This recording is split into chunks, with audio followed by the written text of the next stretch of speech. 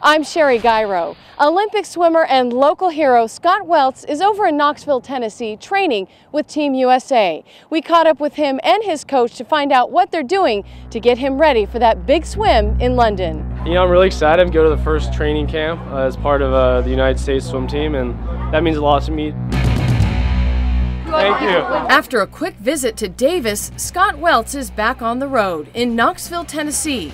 Like any professional, he remains calm as he treads into unknown territory. I'm going to go to these camps, and they're going to tell me what to do, apparently. I think I have more questions than answers at this point of what the process is like. Mark. Go. Meantime, Scott's coach, Pete Motekaitis, has his own agenda as he helps the Davis swimmer along with his training by implementing a personal plan. Well, we're still in the process of dissecting everything. We've done a lot of film work, and our goal is to just keep getting better. Coach Pete says it's halftime, and so far Scott has done really well. A successful second half depends on what he puts into it now. He's worked hard, and he's very humble, and things have not come easy for him. And I know that my two young children look up to him. On July 14th, Scott will move over to Vichy, France for some more training, and then on July 28th, the swimming competition begins.